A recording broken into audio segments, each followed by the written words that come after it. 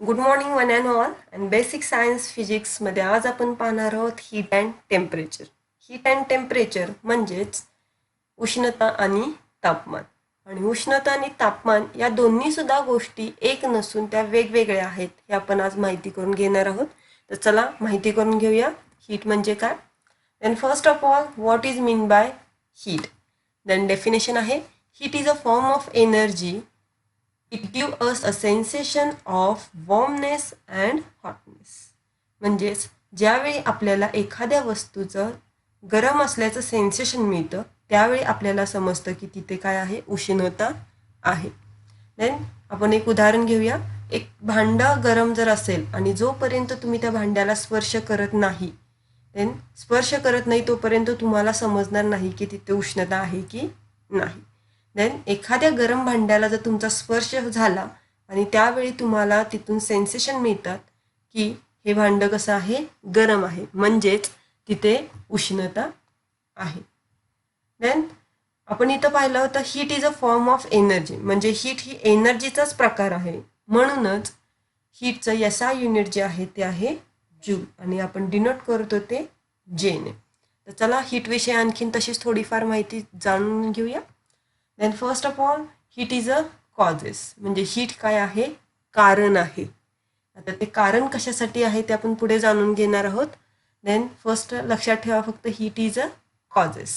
And the next one the heat is a extensive property. Heat कसली property आहे, extensive property. Then extensive property म्हणजे काय, यासाठी आपण छोटंसं एक एक्झाम्पल पाहणार आहोत. Heat required for boiling 1 glass water and 10 glass water is a different. म्हणजे इथे आपण पाहतोय की 1 ग्लास पाणी गरम करण्यासाठी लागणारी उष्णता आणि 10 ग्लास पाणी गरम करण्यासाठी लागणारी उष्णता या दोन्ही सुद्धा कशा आहेत, वेगवेगळ्या आहेत. म्हणजे या ठिकाणी क्वांटिटी जर मॅटरची जर आपण चेंज केली तर त्यासाठी रिक्वायर्ड असलेली जी हीट आहे म्हणजे गरजेची जी उष्णता आहे ती सुद्धा काय होते, बदलते. म्हणून इथं आपण सांगतोय heat required for boiling 1 glass water and 10 glass water is a different. म्हणूनच हीट ही एक्सटेन्सिव्ह प्रॉपर्टी आहे. आता आपण याचे प्रॉपर्टी पाहिली त्याचप्रमाणे हीट आपण कशात मोजतो ते पाहणार आहोत. हीट मेजरिंग बाय अ कॅलरी मीटर. हीट आपण ज्या इन्स्ट्रुमेंटमध्ये मोजतो त्याला आपण कॅलरी मीटर असं म्हणतो. And this is one the instrument of a calorimeter. आता ज्या प्रकारे आपण हीटचं इन्फॉर्मेशन घेतली त्याच प्रकारे आपण टेम्परेचरची सुद्धा इन्फॉर्मेशन घेऊया. Then first of all what is mean by the temperature. The temperature is a measure of degree of hotness or a coldness. म्हणजेच एखाद्या बॉडीचा उष्णता किंवा थंडावा तुम्ही जर डिग्रीमध्ये मोजत असाल तर त्याला आपण टेम्परेचर असं म्हणतो.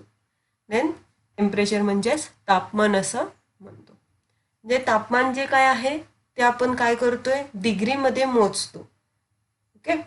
आता हे जे तापमान आहे ते मोजण्यासाठी आपण वेगवेगळ्या प्रकारचे युनिट्स वापरतो आणि त्यातले युनिट आपण पाहणार आहोत.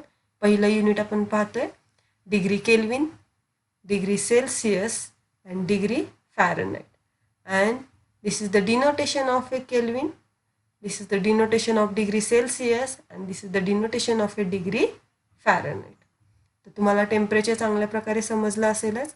टेम्परेचर म्हणजे काय आहे, एखाद्या गोष्टीचा उष्णता आणि थंडपणा आपण थर्मामीटरमध्ये डिग्रीमध्ये काउंट करतो त्यालाच आपण तापमान असं म्हणतो. तर चला तापमानाविषयी आणखीन थोडी माहिती घेऊया आपण. जसं आपण मगाशी पाहिलं होतं की heat is a causes. Heat is a causes म्हणजेच काय, हीट हे काय आहे, कारण आहे. ते कारण कशासाठी आहे तर टेम्परेचरसाठी ते कारण आहे आणि त्या कारणामुळे इथे काय दिसतो, टेम्परेचरमध्ये इफेक्ट दिसतो. आपण या डायग्राममध्ये पाहणार आहोत ते. इथे आपण पाहतोय की इथे पाणी गरम होते आणि त्या जे पाणी गरम झाले त्याच्यामुळे इथे तुम्हाला काहीतरी टेम्परेचर दिसतंय. आता इथं आपण काय पाहिलं होतं, एक सेंटेन्स आपण म्हटलं होतं की हीट इज अ कॉजेस. म्हणजेच उष्णता हे काय आहे, कारण आहे. इथे जर तुम्ही या पाण्याला जर उष्णता दिलीच नाही तर इथे तुम्हाला तापमान दिसणार नाही. पण आपण इथं काय करतोय, या पाण्याला उष्णता दिली आहे, म्हणजे हे इथं उष्णता हे कारण दिलं. हे कारणामुळे इथे जो टेम्परेचर हे काय दिसतंय तुम्हाला, इथं इफेक्ट दिसतोय. हे सेंटेन्स तुमच्या चांगलं लक्षात आलं असेल. Then heat is a causes and the temperature is a effect. त्याच प्रकारे आपण पाहतोय the temperature is a intensive property. Temperature ही इंटेन्सिव्ह प्रॉपर्टी आहे. देन आपण एक्झाम्पल पाहतोय इंटेन्सिव्ह प्रॉपर्टी म्हणजे काय त्यासाठी. इथे आपण काय करतोय, 1 लिटर पाणी घेतोय आणि 10 लिटर पाणी घेतोय. 1 लिटर पाण्याचा बॉइलिंग पॉईंट जेवढा आहे तेवढाच 10 लिटर पाण्याचा सुद्धा आहे. म्हणजे पाण्याची क्वांटिटी कितीही चेंज केली तरी त्याचा बॉइलिंग पॉईंट बदलत नाही आणि तो राहतो 100 डिग्री सेल्सिअस. म्हणजे पाण्याची क्वांटिटी बदलली तरी पण त्याचं टेम्परेचर बदलत नाही, म्हणून त्याला आपण म्हणतो इंटेन्सिव्ह प्रॉपर्टी.